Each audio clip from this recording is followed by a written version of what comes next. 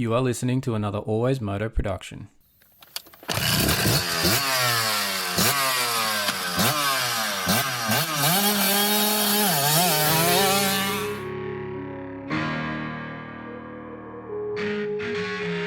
The AlwaysMoto Podcast with your host, David Hogan. We talk moto events from around the world. All the injuries, all the training ins and outs, the bikes, parts and gear inspections. The results, we interview your favourite riders. It's the AlwaysMoto Podcast. We occasionally have some coarse language and the odd stuff up along the way.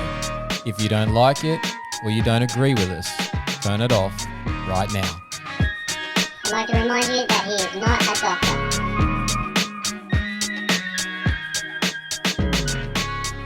That's right, moto fans, I'm not a doctor, but I am a physiotherapist, and this is episode 137 of the AlwaysMoto Podcast, proudly presented by Moto Australia and TechnicMotorsport.com.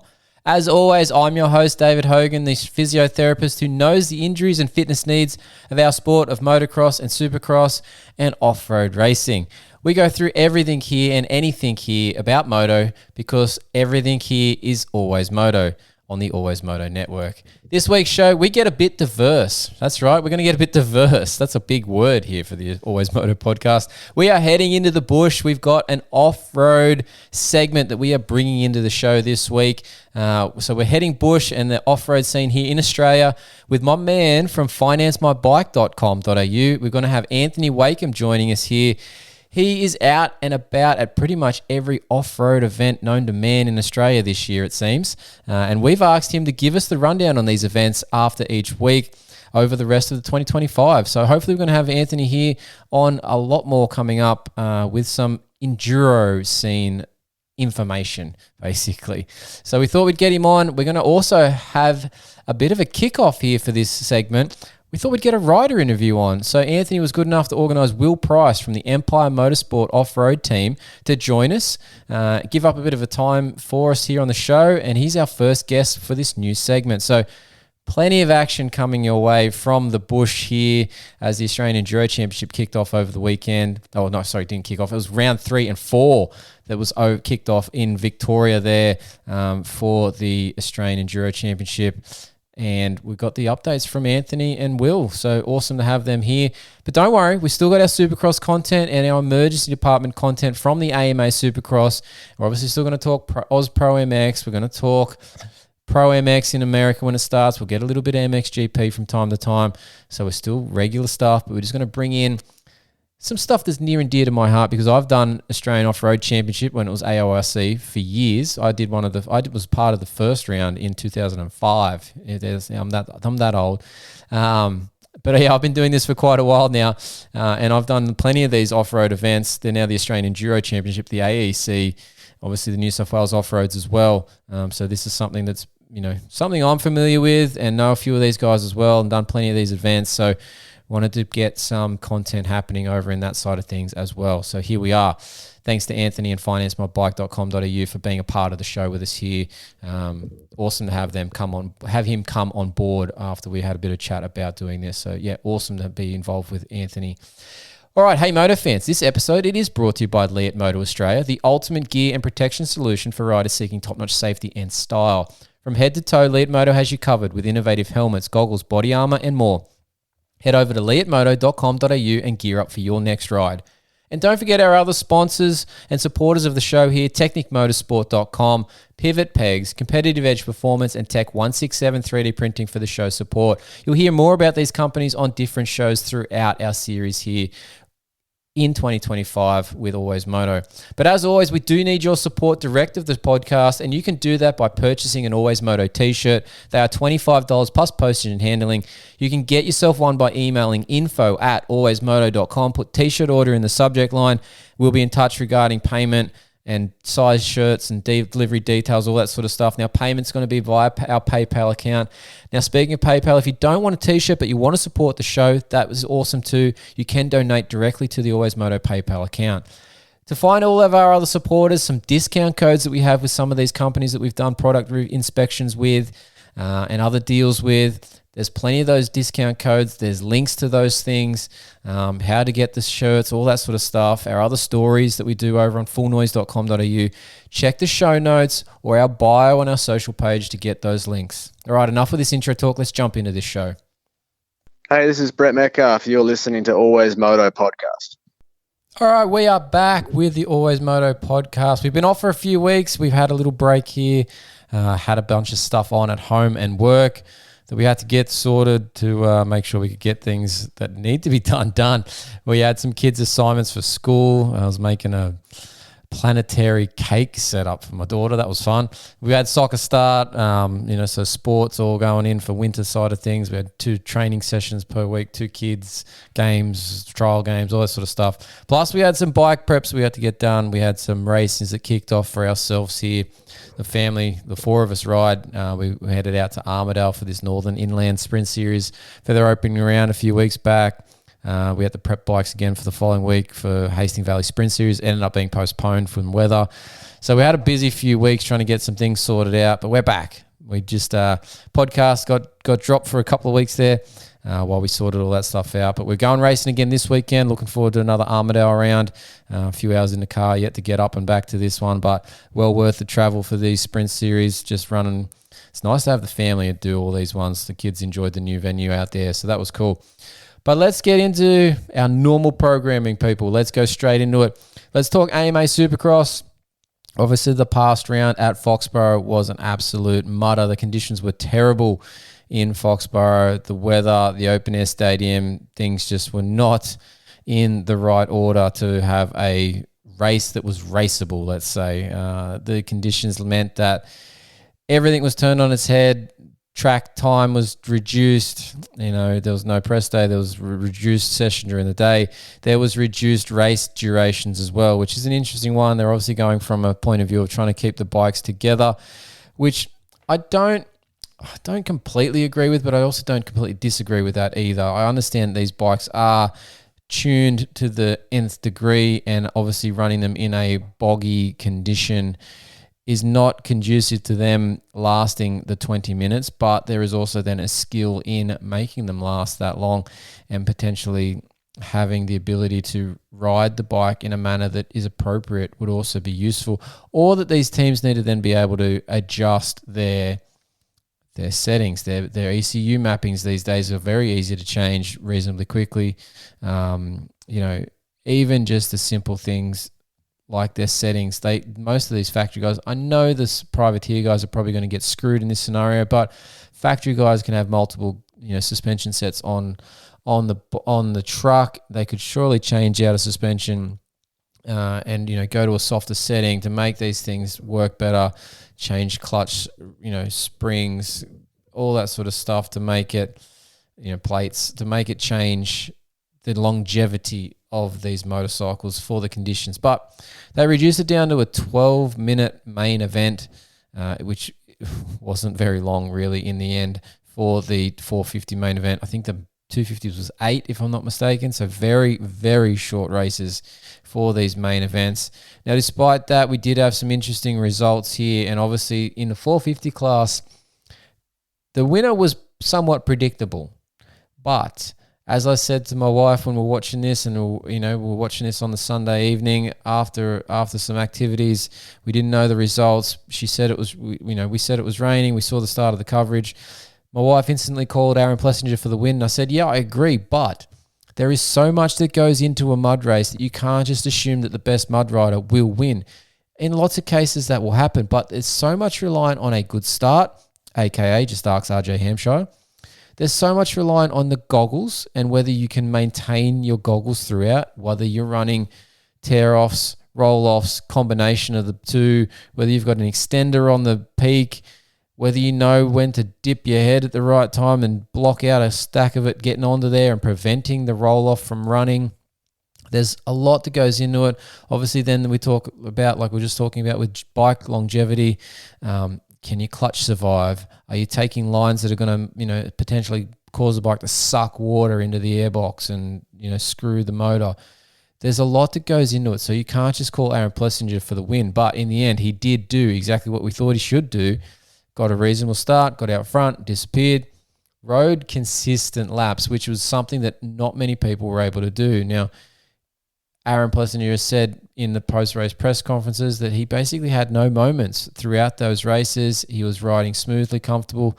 He pretty much didn't jump anything on the track. He jumped a couple of little doubles. Unlike some of the other guys, Chase Sexton, Cooper Webb, I think I saw Ken Roxon do it, but they were jumping the finish line double. Apparently Aaron Plessinger didn't do that the whole main event, which is interesting. It just goes to show that a consistent lap time does not require you to jump some of the bigger jumps in a mud race in a Supercross event. So Plessinger used his long legs and his off-road skills to his advantage to get the win here in this one. Second career victory for Aaron Plessinger. It's an awesome achievement. One, to get one is an amazing thing, but to have it a second one in these conditions is just awesome. Now, there's a chance of weather again this weekend, as you'll hear when we talk about our weather report for the next rounds that are coming up later in this episode. So there's a chance that he has an opportunity to go again and get another win. But well done, Aaron Plessinger. He showed what everybody should do in a mud event and how they should ride these things. And just, one, it's mindset. Obviously, he loves the wet weather and the rain. But two, it is a lot of controlled riding ability and the ability to not just take the main line and the ability to know how to cut lines, cross ruts, and just simply read the terrain. Things that us off-road riders, myself included here, I'm not the best mud rider, but when you compare me to a motocross field, I'm pretty reasonable. And any of the events that I've done over the years, like I've done some pretty shocking mud events from the off-road side of things, and even some in motocross as well. But when I'm on those motocross tracks in those shocking events, I'm a pretty decent mud rider compared to the motocross guys, because those guys don't do the same sort of, shitty conditions that you get in the off-road scene when it starts to rain, where lines just turn to absolute crap and the track goes wider and wider in sections, trying to make new, continuously new lines, because we're looking for the smooth ground, the firm ground, to try and make it so we can get through those bog holes without having to dig the bike out. Now, even in saying that, when I was watching some of these guys get stuck, I was curious that they had no clue how to get their bikes out of these bogs that they were in. The off-road guys would know lots of these things because they've been stuck in that case. Just dumping the clutch, fanging the throttle, and pushing is generally never going to get you out on some of these things. Your foot pegs are wedged, your under rails of your frame is on the deck already. There is no very limited contact patch of the tire because it's usually caked in mud. So it's just a big spinning ball of mud on a plate of shiny mud, usually by the time you've spun it around a few times. You've got to actually physically get that bike out of the rut. Now, obviously, these guys are trying to pick the damn thing straight up and out. It's never going to work. You've got to lean that bike over almost onto its side, drag the arse end out, not lift it out, drag it out sideways, and then do the same to the front, and then you can stand it up and try again because you were not in the spot that you were stuck. These guys didn't seem to have that skill. Aaron Plessinger obviously didn't need to use it, but I'm sure he's got it. But there was plenty of times, we've had Luke Neese on the coverage before. He was riding really, really well. We've had him on this podcast. He's a great rider, great guy to talk to. He was out in a qualifying position all the way up until that last lap of the LCQ for the 250s. Got bogged, couldn't get it out. Had to get the posi track to lift the bike out and carry it out of the stadium for him. That's how bad he got bogged. Now, Luke, if you had known a bit more or tried something differently rather than just that stock standard, dump the clutch, push it, maybe he would have gotten out there. If he had done a few more off-road events, maybe he would have got through that main event. But it is a skill that I think these guys need to do a bit more in their youth, is do a few off-road events and mudded off-road events to be a bit more well-rounded riders. And even nowadays, they should just be riding in absolute shit conditions, not on their practice tracks. I know it costs money to do that, but you want to compete at this sort of level, you got to know how to do these things. Shane McElrath got his first and only podium so far in his 450 career. And I'm not sure he'll get another one unless there's conditions like this again. He's not been really close in any conditions other than when it's been muddy. He got a fourth in San Fran beginning of last year in the championship. But that's his best results, is when it's been absolute shocking mud. So maybe here's a chance if there's another one like this weekend. But he's got a bit of work to do to try and get himself up into a podium contention for a normal event, based on his past history so far. But well done to Shane. Obviously, he's the Australian 250 SX2 champ in Supercross. So, he's got skills. He's been able to run up there and challenge for West and East Coast championships over the years of his history. But the 450 has been a bit of something that's eluded him. Maybe this is the confidence that he is needed to take this further. But we'll see how that plays out for Shane. But, these mud events throw up some interesting results. Shane McElrath is one of them. Cooper Webb's a name you expect to see on the podium, but it's how we got to the podium that is what is shocking in this event. Didn't look like he was a competent mud rider in the heat race when Chase Sexton left him for dead in the heat race. Chase was riding exceptionally well in the heat, jumping a lot of the jumps, standing on the pegs, just flowing the track, whereas Cooper was sort of on the seat, paddling, losing momentum, rolling stuff, going sideways, having all those usual sort of troubles that, not confident mud riders have. And that seemed to carry over a bit into the main event, where he had a crash or a couple of crashes, I'm not sure exactly how many, and was sort of down in like 6th or so as that last lap started. But as many of you will have seen on the social media posts, he did a lap time that was 60 seconds or so faster than Chase Sexton did on the last lap.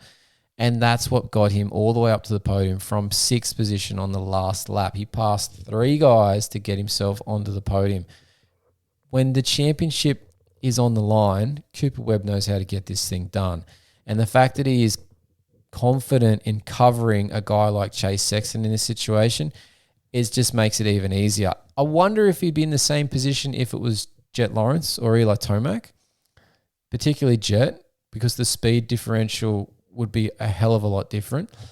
And Jet doesn't seem to be affected by the sort of psychological games that can get put into a championship when Cooper Webb's involved. But Cooper is just doing what he needs to do and continuing to put points on Chase Sexton.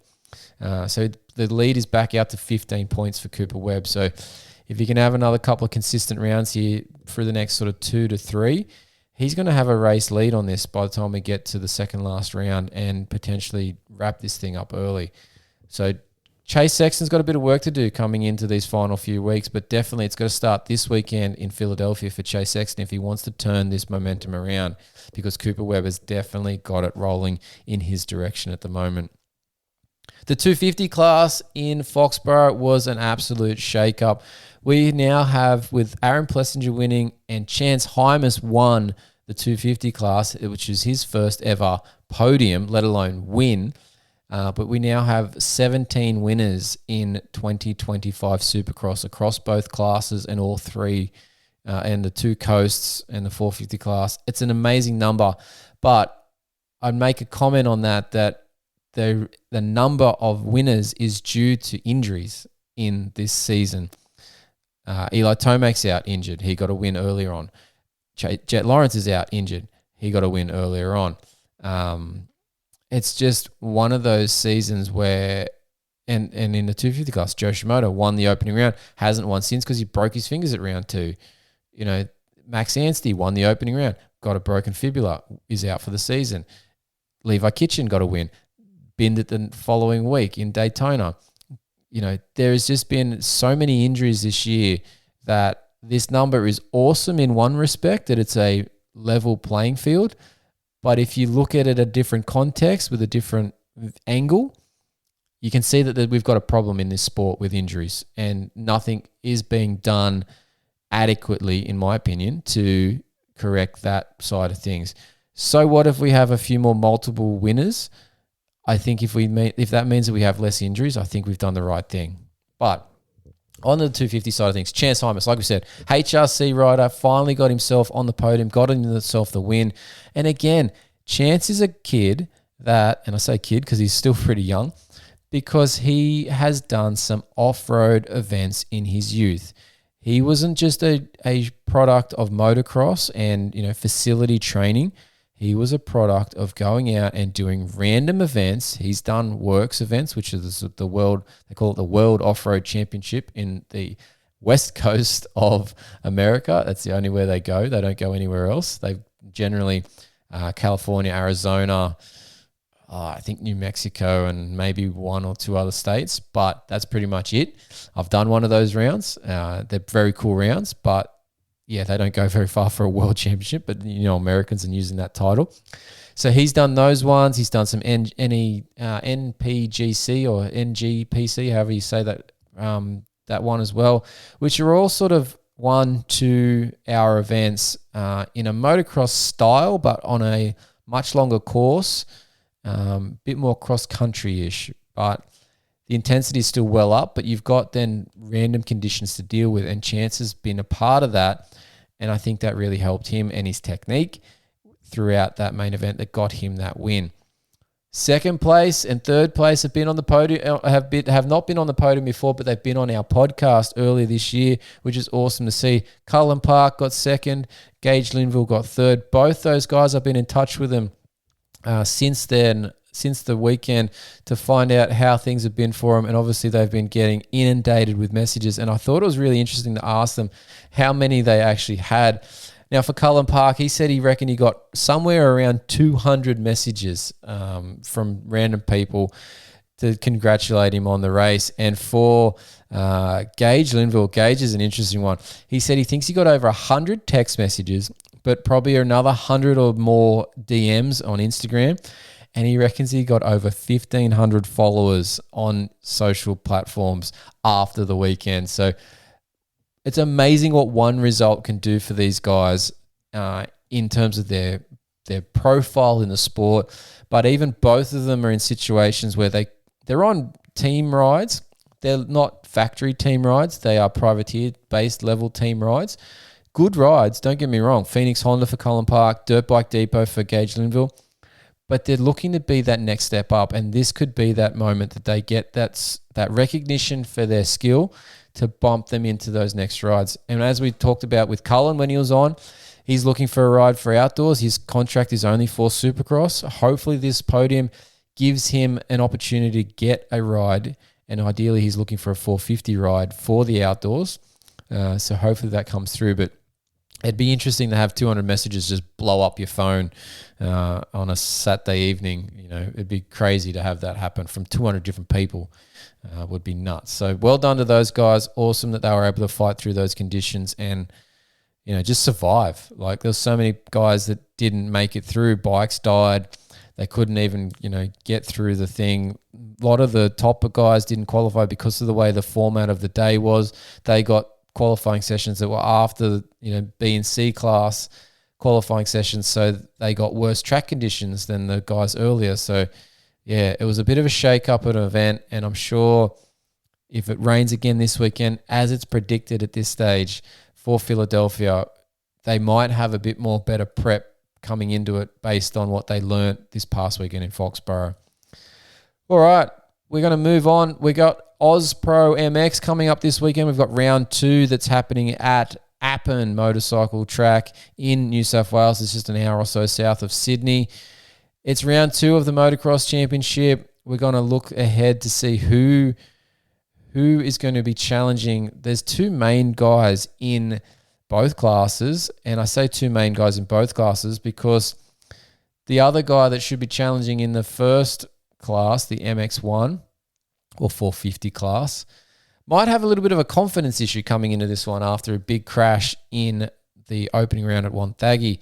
Jed Beaton got the overall down in Wonthaggi with a 2-1 moto score, and only just missed out on that overall, like that first moto win from Kyle Webster by a few seconds. He was with him the whole moto challenging, but in that second moto down in Wonthaggi, it was a role reversal. Jed Beaton was out front early and Kyle Webster was chasing, but Kyle had a massive crash entering the roller section of the Wonthaggi track.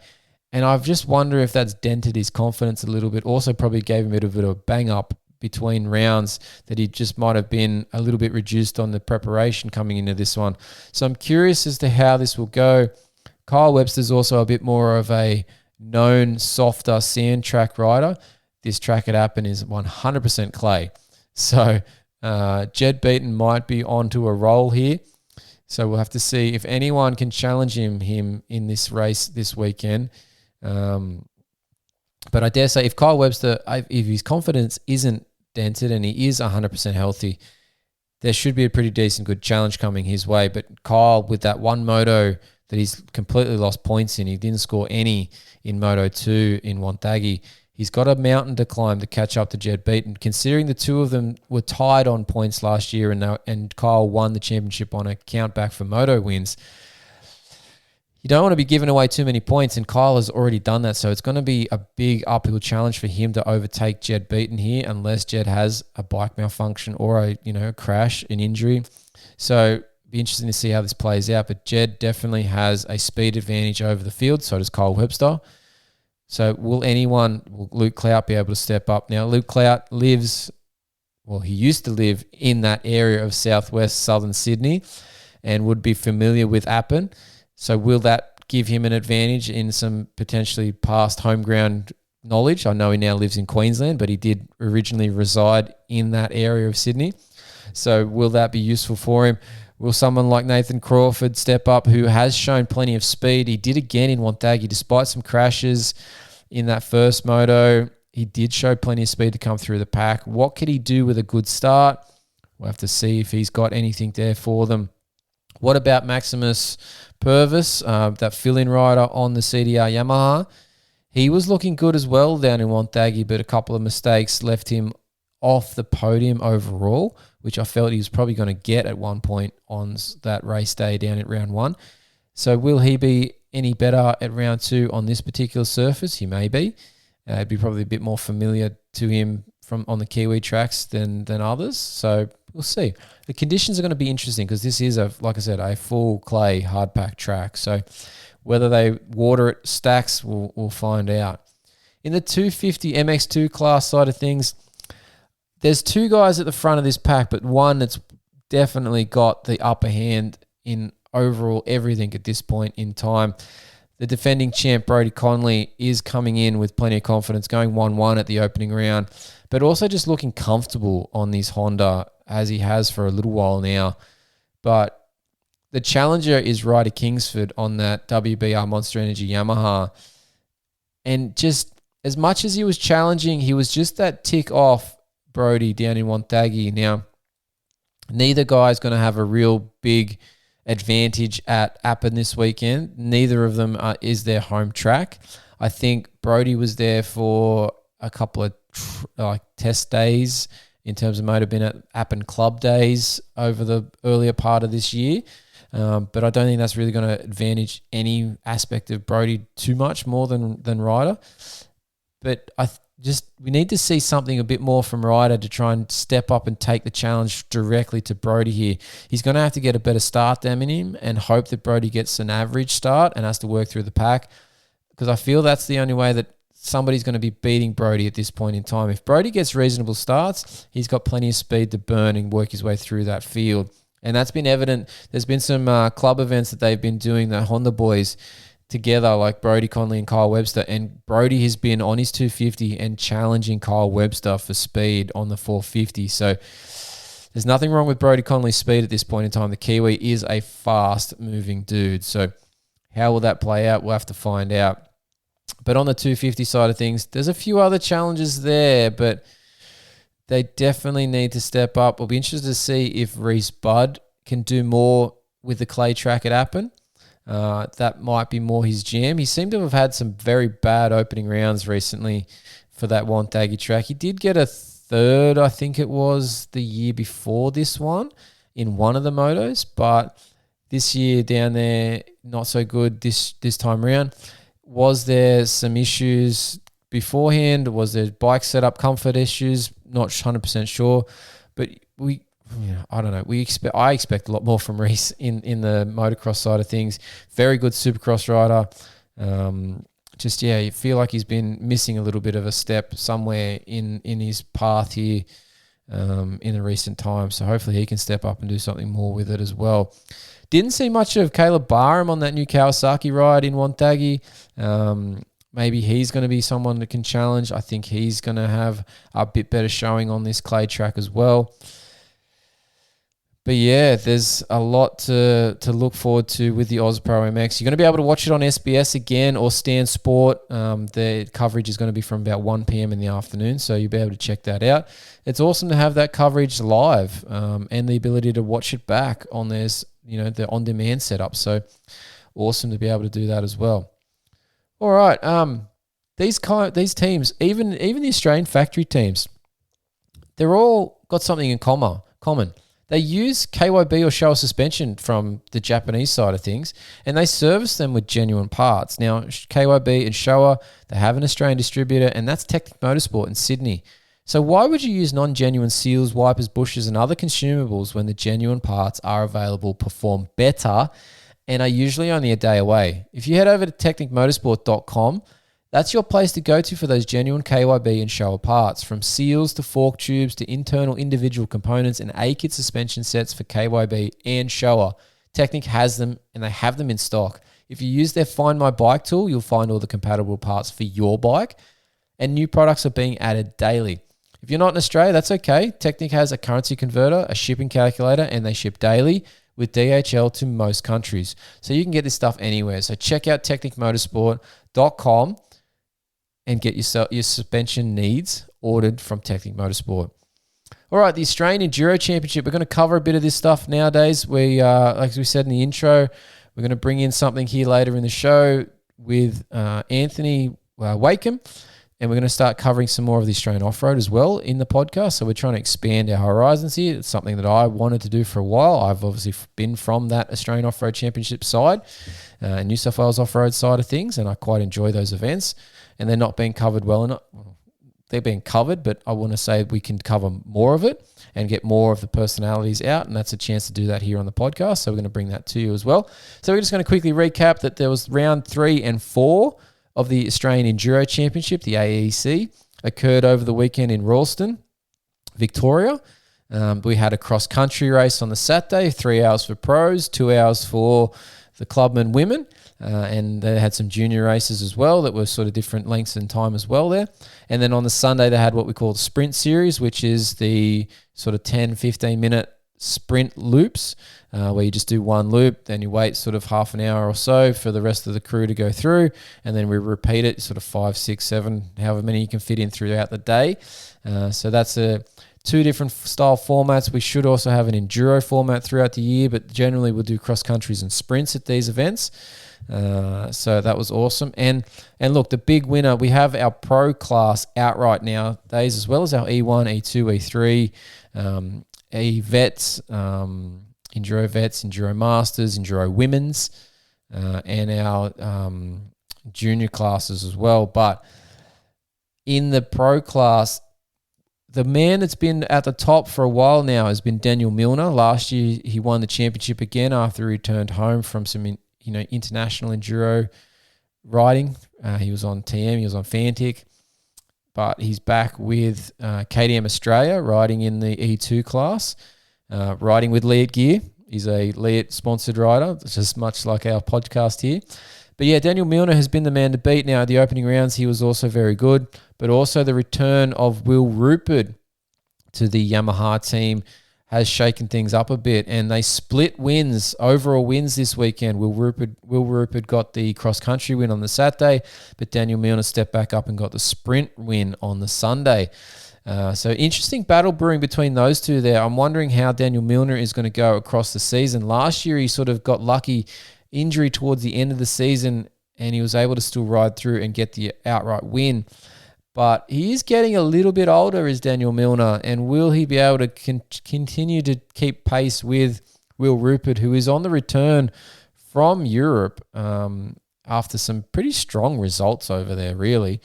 But with that Yamaha crew, he's obviously going to get more and more familiar with this Yamaha bike that he's only probably been on for 3-4 months now since his return to Australia. And he's going to get more confident and more comfortable with the situation and the scenario. So I feel that Will's on the up, and Daniel is probably just on the same level, hopefully not declining too much, but he is getting a little bit older, so there is that potential as well. So how will that play out throughout the rest of the season? We'll have to see, but I'm interested to keep an eye on that battle there. There was some other good results there across the season. Jonty Reinders in the E1 class, also on the KTM, and that Daniel Milner racing team got the E1 win. And I think Jess Gardner got a win in the Enduro Women's on the Saturday in the cross country. So yeah, look, plenty to like there. We'll bring more and more of this coverage as the races go on.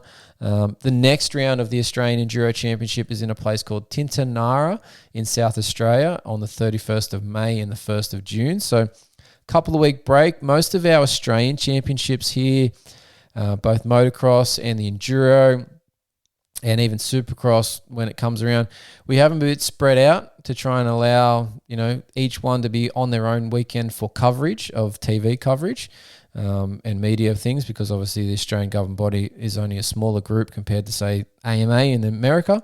And so the same group will be running similar, sections of these events. So they won't be on the same weekend as Pro Motocross. It was this weekend, and Australian Enduro Championship was last weekend. That's how it'll go. So there's usually 3 or so weeks between each of these events.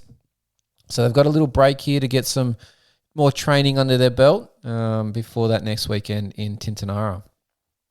All right, let's take a quick break here on the Always Moto podcast, and we'll be back with the emergency department. Hey guys, it's Aaron Tanti, and you're listening to the Always Moto podcast. All right, guys and girls, we are back. Let's jump into this emergency department as we head to the Philadelphia round of AMA Supercross. The emergency department. All the injuries, all the gory details, and when they'll be back on track. It's the list you really don't want to be on. You never want to be on this list, but we are at the point in the season where if you're getting on it now, the potential for starting outdoors is difficult. We are within that window of around that, we're basically right at that 6-week mark for outdoors to be commencing. So if you're getting a fracture at this point, you're on the bubble of being ready or not for round 1 of outdoors. But we have news from a few riders returning as well to the bike because their injuries are getting to that point where they're almost fully recovered. And then these guys are going to be the ones that aren't returning to Supercross. They never do, but they could. But they're going to be getting ready for their Pro Motocross commencement. Now, one of those riders that is actually going to return to Supercross is Cade Clayson. He is back this weekend for Philly. He's been out since Tampa when he had a wrist fracture in qualifying. So good to see the privateer Partzilla rider back for this weekend. He's going to get a couple of Supercross. I hear that he's going to be doing some outdoors this season, trying to get more points up to be a part of the SMX season at the end of the year, which is obviously everyone's goal. Now we're in year 3 of this. It was amazing how year 1, nobody seemed to give a rat's. Year 2, they started to realize there was some money to be made, and now everybody and anybody is trying to ride as many events as they can to get themselves into that playoffs 3 rounds to get extra cash. So yeah, Cade Clayson is returning. Now, other notes here, Levi Kitchen is back on the bike after his Daytona crash. So everyone would remember that nasty get off the cord that caused the red flag in the 250 main event at Daytona. That was Levi Kitchen. Over the bars, a couple of broken ribs, lung, etc. He is back riding. He will be not returning for Supercross, I would dare say. He will just be getting himself ready for Pro Motocross. His teammate at Pro Circuit Kawasaki, Drew Adams, is also back on the bike. I'm not sure about Drew in terms of whether he's going to do a Supercross or not. At this stage, they might keep him out and just get him ready for Pro Motocross because it's his rookie season. But it seems odd that he got one Supercross and that was it. So anyway, we'll see how that goes. Maybe there's a change in that plan. If the team has more injuries, if Garrett Marchbanks goes down, maybe he'll be moved in to fill that void, but we'll see. But there is also no word at this point about Ty Masterpool. Haven't heard anything. He is back in training. Remember, he only had that finger injury. But there's been nothing that has shown that the team from the team press releases that he is coming back for anything soon in terms of Supercross. So I wouldn't be surprised if they keep him out, particularly because he is a title threat if he's fit and healthy for outdoors. but he also does need to do some Supercross to learn a bit more about it. But anyway, we'll see. Nothing more there as well. Some news from the Lawrence camp as well. If you're keeping up with their vlogs that they run on their YouTube channel, the boys were at MotoGP at Circuit of Americas over the, what was that, 2 weeks ago now? And they were both at the point where Hunter has been back on the bike for just over a week. So it'd be about 2 weeks now that he's been on bike training. And by now, Jet Lawrence would be back on the bike, or very close to being back on the bike as well. So from Hunter's side of things, it's perfect timing. Hunter is since Tampa, so we're at about 7-8 weeks since then. It's reasonable timing for the shoulder surgery that he had to be repaired and good to go. The interesting one is Jet. With that ACL tear, he's going to be back on the bike around 2 months post-injury. Now, that is super duper fast. Yes, we've had others. RJ Hampshire has done it in less. But this is the first guy in this sort of top echelon with the ability to take as much time as he wanted to repair and recover, but is in this short window. Now, there is a few things that can go on here, and I'll explain quickly as to why this could be the case that he can return so fast. And I said this in a simple terms to my family the other day when they asked me the same question. But basically, if you take someone in Jet Lawrence's position, a single 20, 21, whatever he is nowadays, aged male with nothing else in their life. They don't have a full-time job. His full-time job is training and racing. He doesn't have to care for a family. He's got no kids. He's got no wife. I don't even know if he's got a girlfriend at present. He might. But his family is close by. He doesn't have to prepare a bike. Doesn't have to prepare a training facility. He doesn't have to, put together a small gym set up in his house or anything like that. He could, but he doesn't have to move a car out to train or anything like that. He's got space to do these things, right? He also has access to some of the best medical teams going around in terms of both surgeon, physio, chiro, whatever other trainer, sports trainer, exercise physiologist, whatever you want to call them, he's got access to them, right?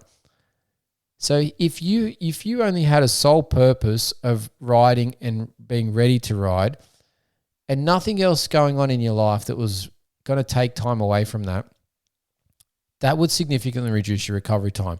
Because if you can go from surgery straight to therapy, and therapy can be done 3, 4, 5 times a day, 5, 6 days a week, versus everybody else who might get 2 sessions of therapy a week for an hour, and you're there basically living in the therapy center, you're going to recover a shit ton faster because your range of motion is going to return within a couple of days, which means you can start earlier on your resistance training and your proprioception training, which means then you're ahead of the game by a couple of weeks just in the first few days. And if you can continue that pace and maintain the recovery based on things like using cryotherapy, which is cold therapy, going to things like infrared, or just even massage, or even just going to a hydro pool that's a warm pool, to do floating exercises and just use it as a muscle relaxing technique. All of these things available to you because you don't have to worry about expense as well. You are just taking weeks off your recovery. Yes, the surgeons will be telling you that there is a minimum 6-week time period for the graft to be healed into the bone. He's young, so that's going to be 5 weeks, right? There is then another 4 or 5 weeks normally that they would say that because they want to try and get you to 12 weeks, right? There's that 6 weeks afterwards where they want remodeling to start occurring and loading to occurring without excessive loading occurring. So if you can then shorten the first period down to about 4 weeks because you're younger and you're getting rid of the swelling and you're doing range of motion activities in that period, great. If you can then reduce that second period that I said about the loading, the controlled loading, down to about 4 weeks as well, we're then now a month ahead of schedule. Why can't you get on the bike at that point and start doing controlled training? That then reduces you then by, if he could return to racing in less than 3 months, technically at this point in time. Come Pro Motocross round 1, yeah, he's not going to have been at a race since, what was that? The fourth round, third round, whatever it was there in Glendale. But physically, he's going to be ready to go. There may be some hiccups yet to occur for him in these next 6 or so weeks that is left up until Pro Motocross, because he can always dab a foot and set himself back a bit here. But if nothing like that occurs, if he has a smooth run with rehab and returning to the bike, there's no reason he can't go 1-1 at Parlour at round 1. Absolutely no reason. But it is still amazing for everybody to think that he's going to do this return to riding in about 2 months from an ACL injury. So well done if you can pull this off. But there's a lot of moving pieces that go into it that not everybody would be able to do. So if you're out there listening thinking, I just tore my ACL, I can do a Jet Lawrence and be back in 2 months. If you've got a wife and kids and a full-time job, there is no way you're pulling this off. You are a 6-month minimum, my friend. I'm sorry to tell you, but you are a 6-month minimum. Not many people are going to be able to pull off a Jet Lawrence ACL repair recovery timeframe unless you're Jet Lawrence in that scenario. So it is what it is. One other one we want to touch on here and note about is Ken Roczen. Now, Ken Roczen has been dealing with that AC injury and recently reported an ankle injury as well when he dabbed it this past weekend in Foxborough. Now, interestingly enough, for Kenny, he would have some pretty nice bonuses for getting third in the championship where he's currently sitting, and not being a guy that's going to do outdoors, or at least definitely not all of them, he has the ability to take that time off and recover then. What's interesting with his injuries is that the AC joint, as much as they are talking about surgery, everybody out there doesn't realize that, generally speaking, an AC joint does not require surgery. Grade 1, 2, and 3 are not surgically repaired in 90% of cases. I'm probably a bit off with my percentage on that one, but let's just say that for effect, right? When you do need it is when you've torn it into a grade 4, 5, etc. Now, generally speaking, the AC joint is the acromioclavicular ligament. It's actually the other ACL. There you go. There's 2 ACLs in the body, and it's not both knees. There's actually 4 if you want to count that way. But there is an AC at the ligament that holds down your collarbone onto the end of your shoulder blade there is your acromioclavicular ligament. Now, if it's the only thing that's torn and it's torn completely, that's grade 3. To get to grade 4 and 5, there's actually 2 ligaments on the underside of the collarbone, mid-shaft, that then also then attach down into your scapula. And if those 2 are then torn, that's when you require the surgery. Now, so Kenny, as far as I understand, is riding with a grade 3. But if he has another impact to that shoulder where he is falling onto the shoulder and his shoulder is being pushed downwards into his body and his collarbone has the ability to go up from that, that's when he could potentially tear this further. So he does run the risk of further injury with this riding on as he's doing at the moment. But it's also a risk that he's willing to take given the scenario that he's in with third place in the championship, bonus money on the line, and 5 races to go. So there is a risk versus reward that's going on here for Ken Roczen, but I think it's worth taking the risk. But given the fact that he's not going to do outdoors and he would have sufficient time to recover, and a full recovery for this would be 8 to 12 weeks post-surgery. And if he got surgery the week after the final round of Supercross, he would be well and truly recovered, back on the bike, probably for a month to 2 before Super Motocross would start. So there is ample time for a recovery for Kenny. As much as you don't want to be off the bike recovering in that scenario, he may not even have to at this point. If he can stay where he is with a grade 3 tear, that will be recovered itself by the time a month goes past, once Supercross is gone, once it's finished. So pretty much round 2 or 3 of motocross, he would be fully recovered again. So things to consider there. All right, one rider that we definitely know of for sure at this point in the week that is out for Foxborough, and that's only because it's a West Coast rider, and this week's an East-West showdown in Philadelphia. And Josh Faries is that rider, unfortunately, in Seattle for the last West Coast round. He had a crash in qualifying that left him with a T10 vertebrae fracture. He's had surgery on that, and he will be out until at least outdoors. If everything's gone well with that surgery, he should have enough time to get himself to that opening round gate, but maybe he might take the first round to 3 off just to get some further fitness back in, but he is a potential to be back ready for the start of outdoors, so long as it's not unstable at that point. So yeah, we'll be missing Josh Faries. Now, our other outriders for this weekend, we'll confirm that over the next day or so, and we'll try and get another YouTube video out if I get a chance before the weekend. So check our YouTube channel out, head over there, subscribe to the AlwaysMoto YouTube, and you'll hear more about the season and the series and the injuries and the track maps over there on our YouTube channel. All right, let's take a break on the AlwaysMoto podcast. We're going to come back with our Australian off-road coverage, and we'll be joined by Anthony Wakeham, and we'll bring in our interview with Will Price. What's up, guys? I'm Colin Park, and you're listening to the AlwaysMoto podcast. All right, guys and girls, it's time on the AlwaysMoto podcast. We're going to bring in something a little bit different this week. Now, many of you know that my background is a little bit more in the off-road side of things. Obviously, always loved motocross and supercross from a distance. Never did too much supercross because it wasn't something my mum let me do, really. But that's a whole nother story. But I'm in the off-road side of things, and we are going to actually have a bit of an off-road correspondent joining us here on the podcast for probably the foreseeable future here. He's a bit of a traveling man that goes around to all these different events within Australia. And for many of you out there, you probably met him at one of these things. And if you haven't met him, you've probably seen his business name as sponsoring something on the event or the actual series or something along those lines. We're going to have Anthony Wakeham from Finance My Bike joining us here. And he's on the line with us at the moment to talk a little bit about the Australian Enduro Championship that just happened in Victoria over the weekend, which was round 3 and 4 that he was attending, competing. But he's going to be doing a whole bunch of other stuff this year as well that we'll find out about here shortly. But Anthony, welcome to the AlwaysMoto podcast.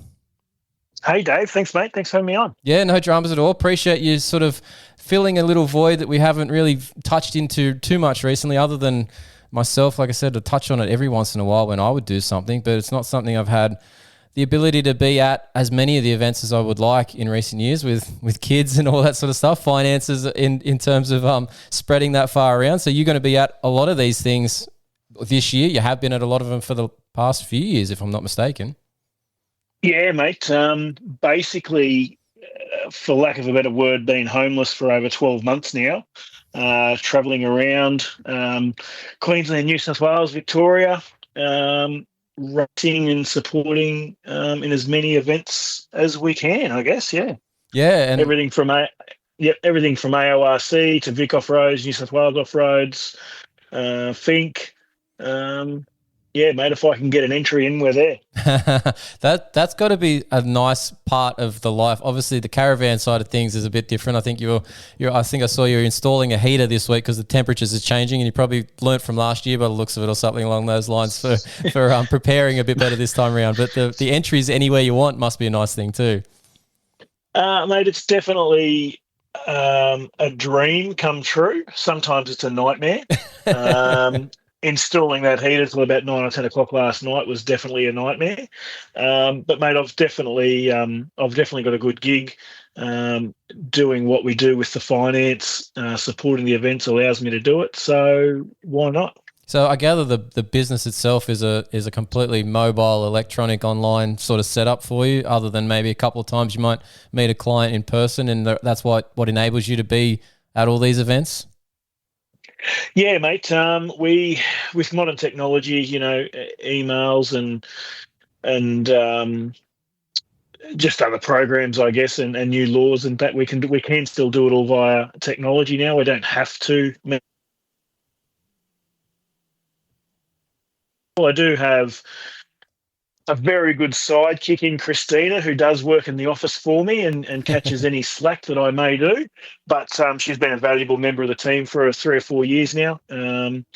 She's a bit jealous that I get to travel and she gets to stay in the office, but only one person can do these live this high life that you've created for yourself. But so That's exactly right, mate. Yeah, so talk about what events are you riding at all of these, aren't you? In terms of the entries, you're not just attending and spectating.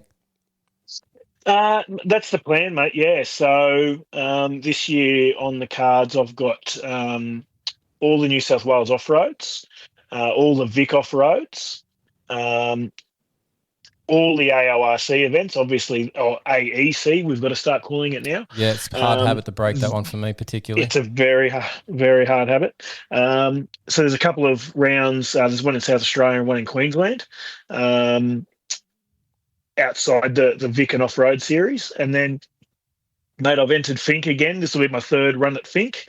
And we're also doing the Australian Hard Enduro Championship that Greg Peterson's put on. And so, mate, yeah, there's something happening almost every weekend, and the plan is to ride all of it, yes, unless injuries touch wood. Yeah, look, obviously you can't plan that part out of it, but even this weekend, you're saying before we hit record here that you've found just a random event to take yourself off to in Victoria just by checking out RiderNet and seeing what was coming up this weekend, I gather. Yeah, mate, I've got a couple of weeks off till we do round one of the Hard Enduro Championship at Kosciuszko Killer. So I jumped on, RiderNet and had a look, and there's a hill climb out at Devil's Creek, which is near a little town called Alexandra. So I've been in touch with the club there and joined up, and I'm really excited to do a hill climb. I've never competed in a hill climb before. I didn't actually know we did them in Australia. So, yeah. I don't think we've done, maybe I'm wrong, but I don't think we've done any in like New South Wales as such for a long, long time. I know they used to happen because I know like Dungog Club that I'm a member of used to run them many years ago. But yeah, it's been something that I always sort of saw. I saw some of them in the States and stuff and thought they'd be pretty cool, but I didn't realize they still had them here. And yeah, that would be, if I had 5 minutes that I could spare to myself, I'd probably drive down there and do it because it'd just be cool. Yeah, no, it'll be good to see just another club and to meet some new people, and it's the Alexandra and District Motorcycle Club down there. Looking forward to meeting a bunch of guys and having some fun. So, what are you riding at these events? Then I think I know part of it, but what are you riding this weekend particularly then? So, mate, this weekend it'll be on the Stark. Yep. The Stark Varg. I got that from a mate of mine. He runs a shop in Coffs Harbour, Jake at Midcoast Moto. He's helped me set it up for a lot of sprints and enduro type of things. We've still got to get around a bit of a battery issue, but for this weekend at the hill climb, I don't think the battery issue is going to be that big of a deal. So. Yeah, nice. Well, because obviously the Australian Enduro Championship just gone, there was a cross country on the weekend. Did you manage to run the Stark there, or did you have to run a different bike for that day? Mate, I did run the Stark. The conditions this weekend just gone were on the Saturday for the cross country were quite slippery. So I wound the horsepower right down on it, but probably didn't wind it down enough. I wasn't going to quite get to 2 hours out of it at race pace. Mm-hmm. So, mate, I had to end up slowing right down and only doing 3 laps instead of the 4. But that was a tactical decision, so I still finished the race and didn't end up halfway around on lap 4 with a DNF. So, yeah. Just have to plan these things out a little bit differently because that's interesting that you were able to pretty much get. So what, you got like an hour and a half or something thereabouts of ride time? About an hour and a half, and I had about 20% left. So as I said, I did the quick maths in my head, and I wasn't going to get around. If I had have wound the horsepower back a little bit further, I reckon I would have got the 4th lap in. The bike itself, I've only had it this year. It's only got 20 hours on it, so still learning. Yeah. So, and that was the first cross country we've actually had access to. We tried to do one up in Kempsey for round 1 and 2 of the AEC, but conditions didn't allow that. So, look, just learning and development. We call it learning and development. Yeah, all these electric bike haters out there going that they won't last very long. Look what you just did on the weekend. That'd probably blow most of their socks off, because I know I've had a lot of comments. I went and did the Stark intro when they had it in Spain. Was that a couple of years ago now for the original introduction, and I thought it was wicked.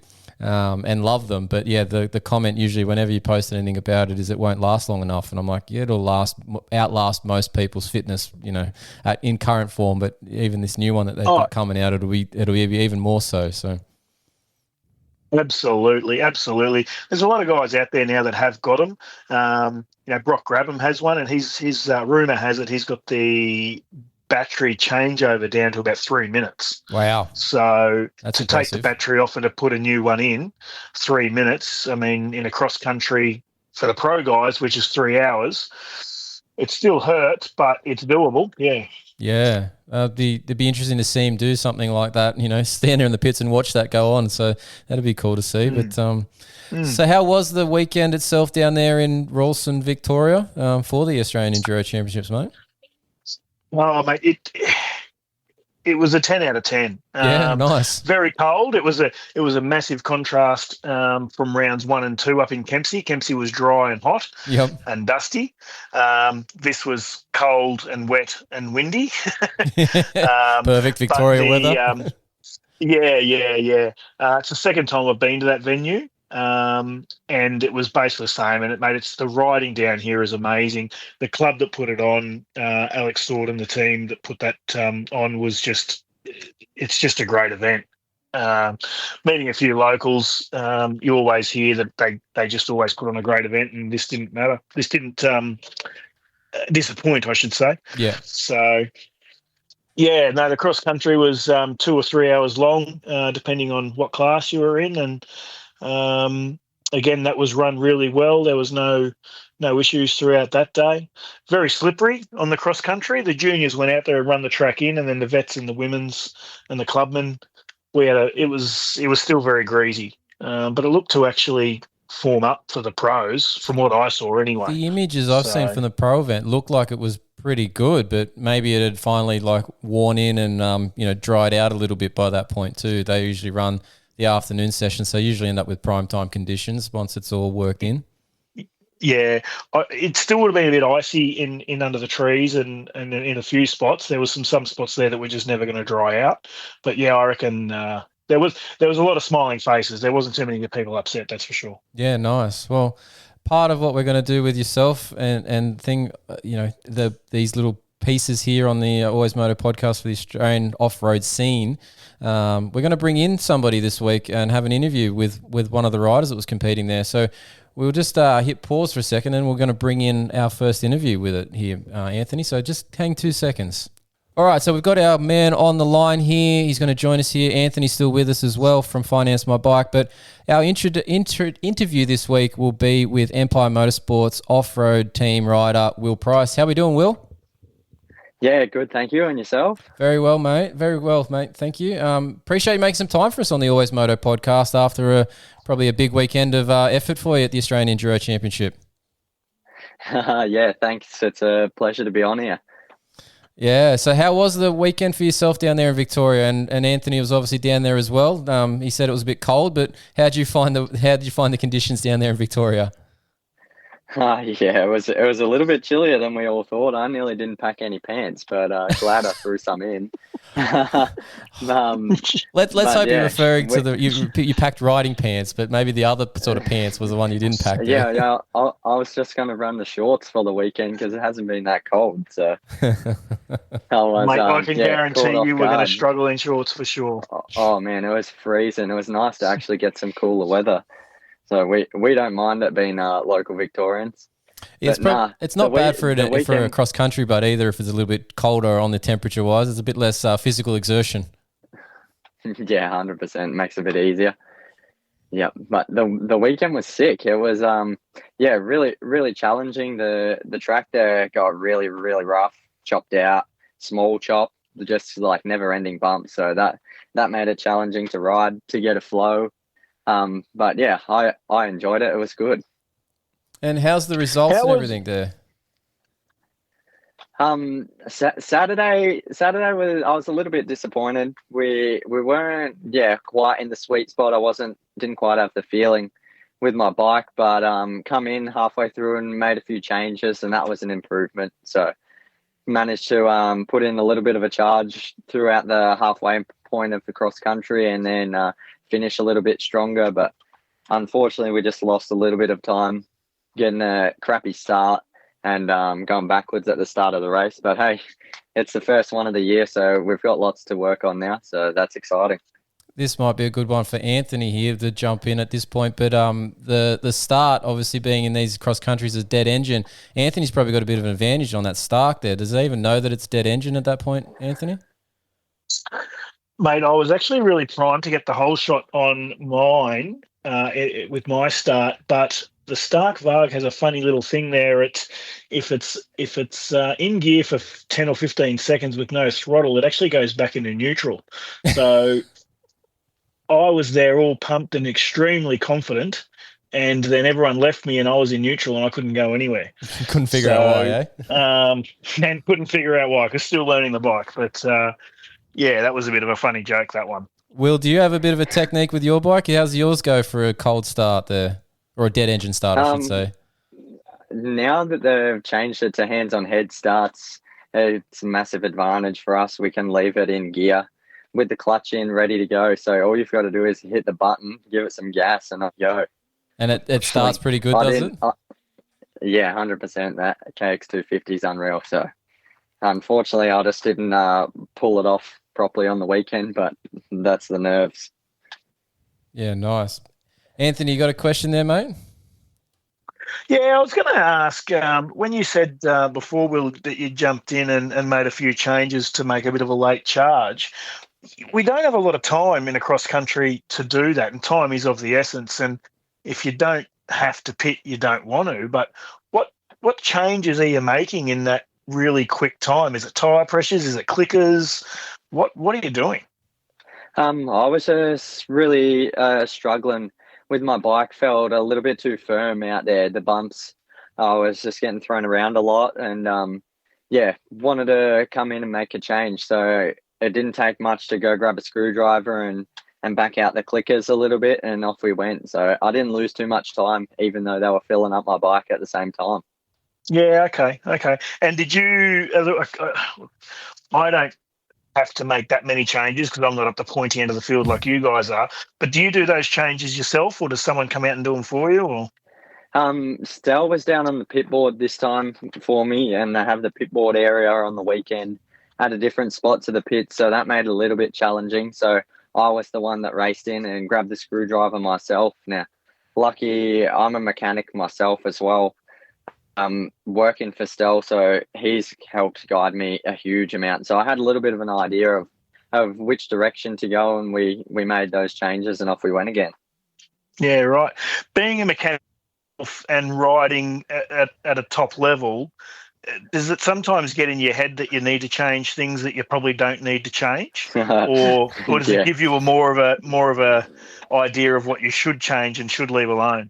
No, sometimes it can be a little bit of a disadvantage. You definitely read into the bike too much instead of just focusing on being the rider. And I think I got a little bit consumed in the cross country on Saturday, and just wanted the perfect bike, but the conditions were pretty gnarly and no bike was going to be unreal out there. So that made it a little bit challenging for me. I'm always searching for something instead of just attacking the track and riding it.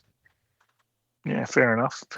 Can be a bit of a challenge, that, can't it? Like, I fall into that myself at times when I'm riding. I do a bit of, my wife's a mechanic, and we do a bit of suspension testing for different places as well. So you sort of tend to think about things too much when you shouldn't be, and you got to figure out which time you should be thinking about them and which time you should just be trying to race. 100%. Yeah, I just need to focus on that a little bit more moving forward and actually get in the zone. So you mentioned there you're a mechanic. What are you doing? Like, is that your full-time job during the week, or is it how's the rest of the lifestyle going around all this racing that you're trying to do? Yeah, so I am a full-time apprentice motorcycle mechanic working for On Point Motorcycles, which is sick. Stel's the best boss. We've got such an awesome work crew. So I really enjoy my day-to-day job. Super passionate about bikes, the industry, the whole lot itself. So I really enjoy that. And then it works perfect because Stel obviously understands the racing and we both contribute and put in a lot of effort for that as well. So I can't complain. I'm in a really good spot with work and riding. He's probably got to understand then a bit, at least if you've got a little bit of a limp on the week, on a Monday or something after stumping your leg or something, he understands why maybe too. 100%. Yep. So he said he's at the races with you, but too, you must get sick of seeing him every day of the week pretty much, wouldn't you? Nah, we've got such a good friendship going. So I love hanging out with him. He's definitely one of my best mates. So it just works perfectly.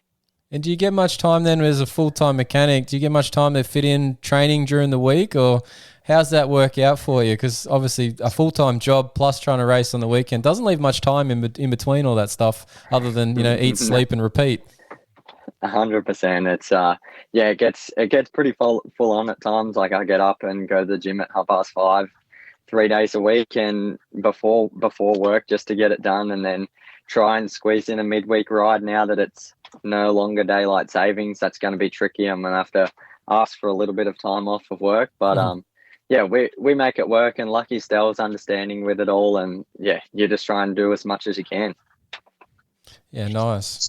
Stel is actually part of the Empire Motorsports family too, though, isn't he? He's not just your boss. He's at the racing, doing stuff in the truck for other riders as well. Yeah, Stel's our main man for our off-road team. So he's the manager. He was the one that brought the idea to life and has been there the whole time running the show. So it's a credit to him, to what he's done over the past 4 years, building something from nothing to what we've got now, established as one of the top teams in the Australian Enduro Championship. Now, Will, I was doing a bit of a Facebook stalk before we got on, or Instagram stalk, I should say these days, before we got on, just to see about results and what you've been posting lately, just to get a bit of background information. I noticed you tagged a Mick Lillis in one of the posts from the weekend to say thank you. Now, did Mick get lost and find himself at an Enduro on the weekend? He's normally only in the Supercross pits with a nice big shiny truck behind him. No, Mick's surprising. He comes out. He just loves racing. Mick's awesome. He's obviously been involved with the Empire Kawasaki motocross team in the past, and loves coming over and supporting us as well. He's got an abundance of knowledge. So it's an honour to have Mick there helping steer the ship on the weekends and providing all this knowledge for us. So I really appreciate him coming along and learning off of him too. Yeah, nice. A bit tongue-in-cheek there. I know Mick from a few years back. He actually used to live next door to my in-laws as such. So, we know Mick from a little ways back. I know his son Scott pretty well as well. So, it's interesting that he was at the Enduro. But, he's pretty heavily involved with the Empire stuff, has been for a number of years since he moved down to Melbourne there. So, look, it's awesome that he's out and about doing more than just Supercross in a motocross teams as well too. So, he does, like you said, he does know a lot of stuff. So, and he's pretty good on the tools as well. Very, very handy. Yes. And a funny guy. Don't give him a big head. He might start trying to pull out actual jokes on the weekend or something. That wouldn't be him.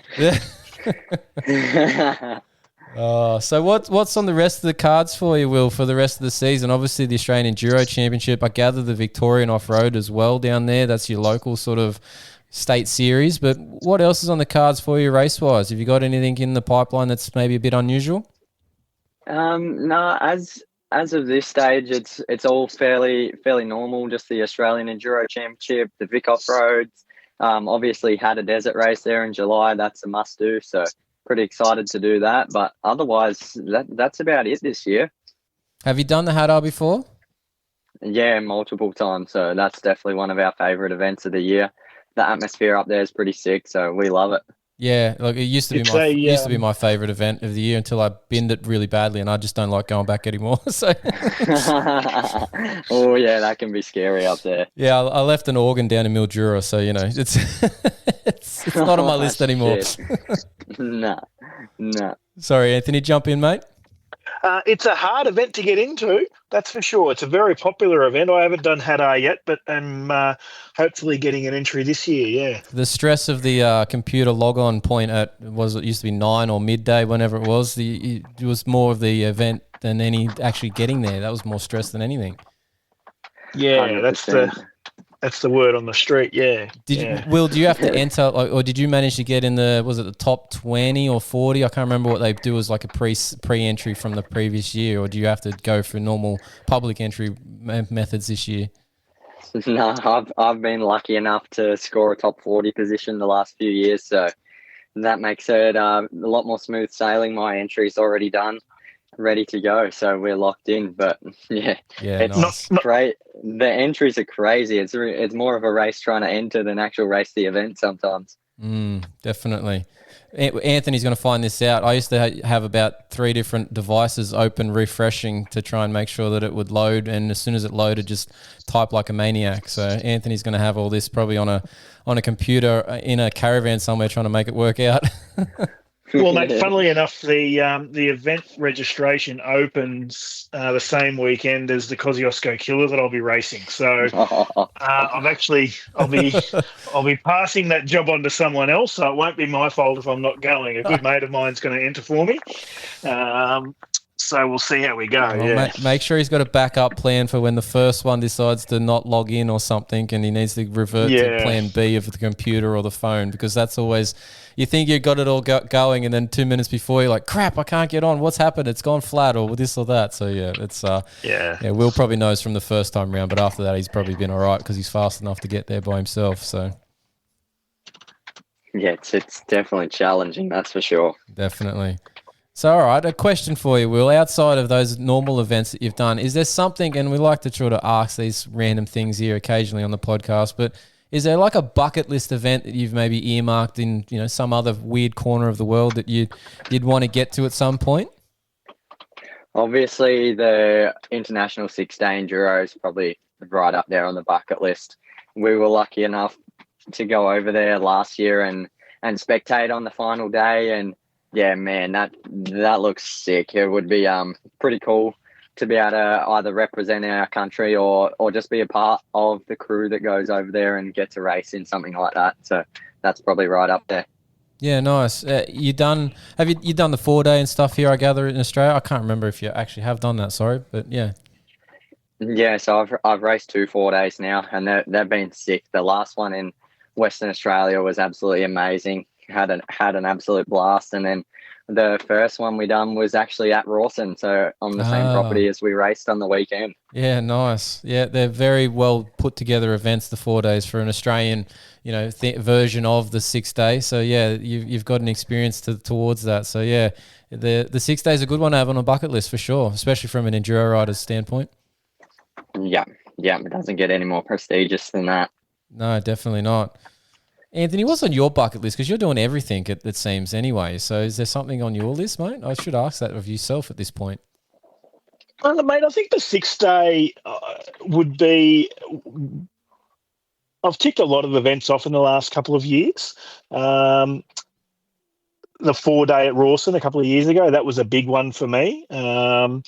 But, yeah, probably a 6 day would be an amazing thing. But, mate, I don't know whether I've got the kahunas anymore to do that. 4 days, or 3.5 days of 4 days of racing, or riding, it's a big gig. A 6 days, absolutely. I might have to take Will's pants out of his suitcase and jump in there next time he's going. How big's that suitcase, Will? Can be as big as you want, then. As long as he's paying for the excess baggage fee, you reckon? Yeah. Man, they're never cheap. No, definitely not. All good. So is it an early morning start for you in the gym tomorrow morning, or is tomorrow morning your morning off, Will? No, I've got tomorrow morning off, luckily, so probably go to work a little bit earlier and do some team stuff, get some stuff ready for the weekend. We're heading off to the Transmoto 8-hour up at Tumut, so got to get ready for that. Nice. A team event with the rest of the crew there from the shop, or you running an Ironman setup here? No, we're in a 4-man team with the shop, so Ah, cool. Stell's doing a WP suspension presentation on the Saturday, so going up to help him out with that, and then in return we scored a 4-man team entry, so looking forward to having some fun with Stell, Tyler, one of Stell's mates, Tom Buxton and myself, so it's going to be a hoot of a weekend.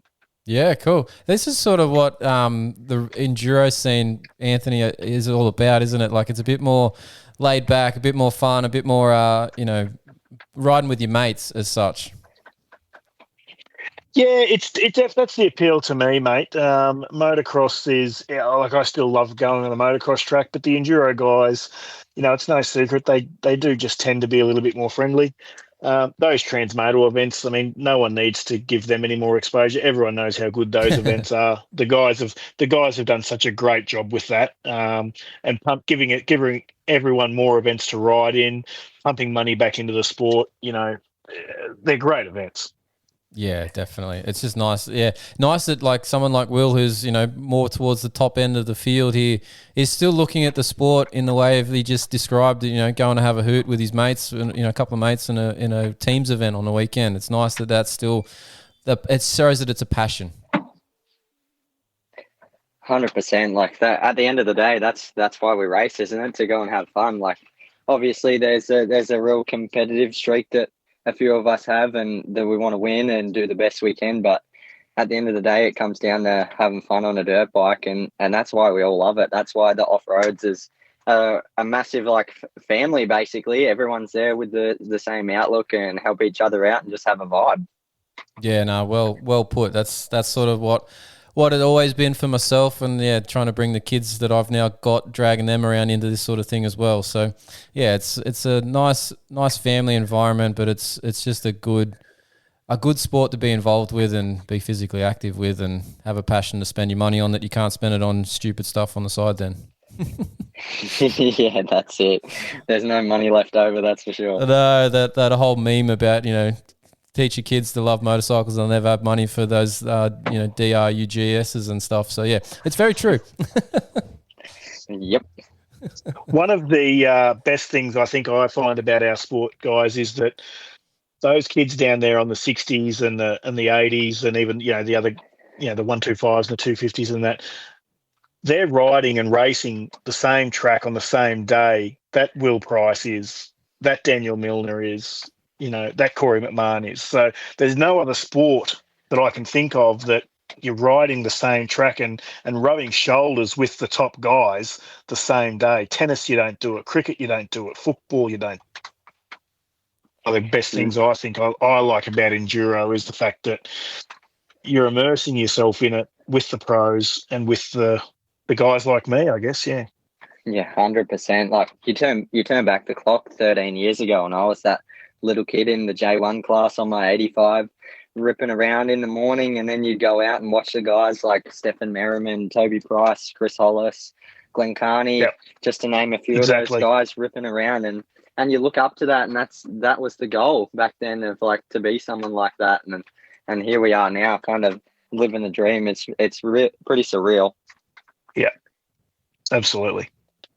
Yeah, no, it's a nice way that the sport can actually involve everybody, and even just from a silly point of view of the kids can then compare their times to those guys because they're on the same sort of tracks as well. It's not something you can do in too many other sports around the world. So yeah, it's a nice setup there. All right, Will. Awesome. Yeah. Look, mate, we appreciate you being on the podcast tonight. Sorry we kept you up a bit late, but lucky you're not getting up for the gym. But look, enjoy the teams event this weekend. Good luck with the rest of the Australian Enduro Championship throughout the rest of the year. Maybe we'll get you back later on in the season to talk about how it's still going. And appreciate you being a part of the AlwaysMoto podcast. No, I appreciate it, guys. Thanks for taking the time to have a yarn. I've loved it. Thank you. Thanks, Will. Hey guys and girls, I'm Gage Linville, and you're listening to the AlwaysMoto podcast. All right, guys and girls, we are back. Thanks for sticking around on the AlwaysMoto podcast.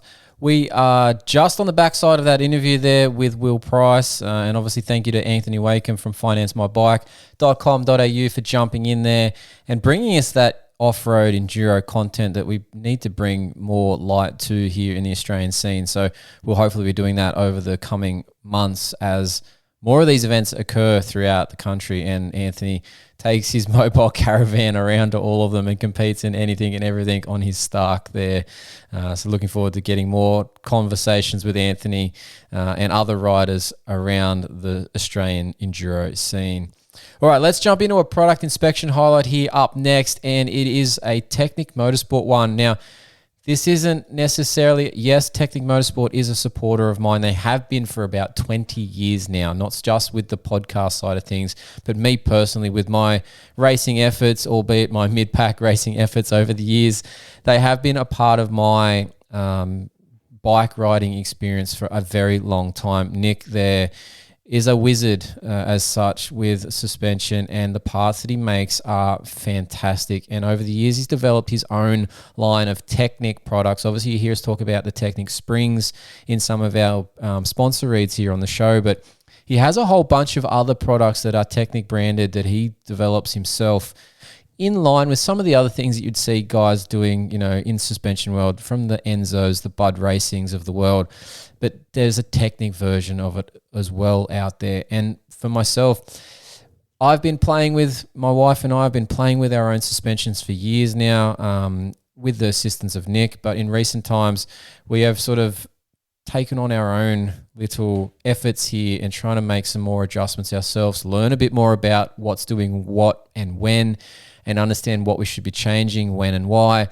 And one of the things that we recently stumbled across to try and fix a little issue that I was having in my front end with a bit of a slap back in the hands and just a bit of a harsh feeling fork was there's a little bit of slack on your free piston in the spring that sits in that cartridge of the fork on the KYBs.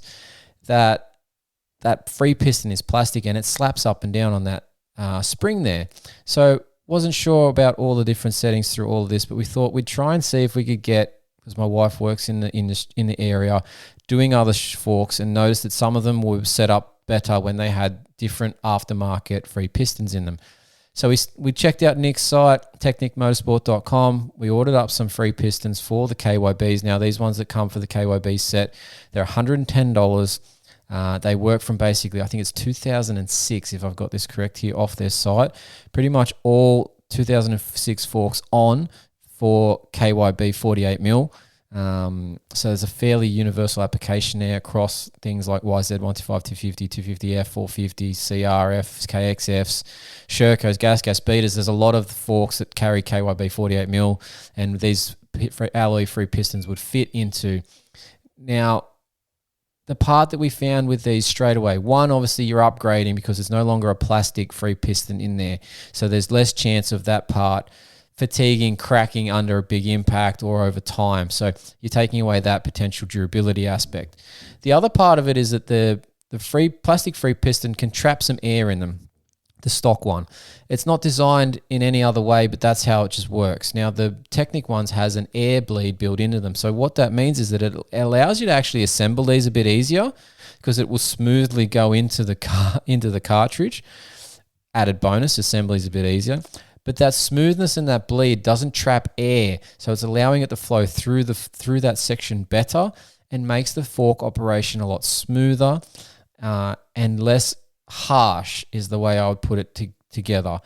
And my hands have thanked myself for this purchase. So I wanted to come on here. Like I said, this isn't necessarily, I purchased this off the site, full price, got it sent, fitted up, didn't know if it was going to work. I actually got some other parts that I didn't like as well. I got some Enzo spring perches that we tried and wasn't for me, purely in the setting. It was not what we thought it was going to do. It did the other direction, so we didn't like them. That's fine. That happens with suspension parts. But these particular alloy-free pistons from Technic are a must. I love these things. I'm putting some in. I've got two sets of forks, one that I test on and one that I race on, and I'm getting some for the race forks. That's how much I like them. So we're buying another set. They've just arrived. They're going to go in before this weekend's race for round 2 at Armidale for the Northern Inland Sprint Series that I try and do with the family. So I'm going to try and put them in there and see if I can, knock a few seconds off my times and get a bit more comfort in my ride, which I know I will after having them in my practice fork. So if you want to check them out, you should. It's something you should probably put into your forks. And if your suspension tuner doesn't deal with Nick, buy them yourself. Get them to fit them for them. Or work out somebody. If you can do it yourself, it's not that difficult. You just got to have a few different tools, all of which you can get from technicmotorsport.com. So these free pistons are worth doing. Check it out. There'll be plenty of options that will fit your bike. And I'm sure there is something, obviously I'm talking about the KYB versions, but I'm sure there'll be a version of these things for Showa forks if you're on a certain, Cowies and Suzukis and whatnot. I'm sure there'd be some for something along the lines for WPs, depending on the version, because not all WPs run this setup. Some have bladders and whatnot. So obviously check your bike fitments. But if you have a KYB 48mm fork, like myself on the Sherco, get yourself some Technic alloy-free pistons. All right, that's our product inspection highlight for this week. Let's move down. We're going to talk about viewing times. We've got Supercross this weekend from the AMA side of things in America. We've got ProMX from Appin in Australia for round 2. So there's two races we're going to talk about here for viewing times. Now let's go AMA Supercross first. It's in Philadelphia this weekend. It's also a day race, so it's going to screw up our times a little bit. And obviously we've changed from daylight saving times here in New South Wales and Victoria. We're on the standard time now. So Queensland, New South Wales, Victoria, East Coast time is all the same. But it's meant that this has moved a little bit earlier or later, depending on which way you're looking at it. Race Day Live is going to kick off at 11:30 p.m. Saturday night. So that's on Saturday now. It has been early Sunday mornings, but it's now Saturday night. And the main race program is going to kick off at 5 a.m. Sunday morning. So a little bit of a stretched out program here in terms of the times. Be aware if this does end up, what I'm going to talk about here with the weather, if it does end up being a wet race for the AMA, those viewing times might be slightly altered in terms of Race Day Live. You might be still on at that time, but there might be no practice sessions to watch for some time because they might condense the program down to one session. See how that goes. Unfortunately, you won't know until you go to log on, basically. So you're going to have to run with it.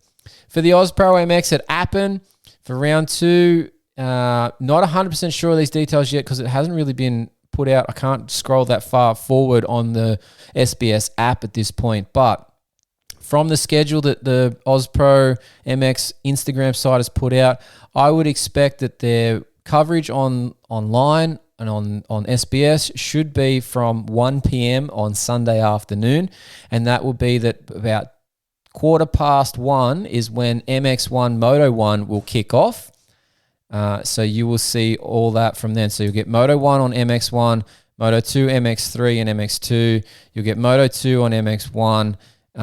And then there's some other race here at 4 o'clock that Maxis MX3 non-qualifies. I don't understand that one. Anyway, there might be a separate, like a B final for MX3 because it looks like there's to be a lot of entries here in MX3 for this one, which is awesome.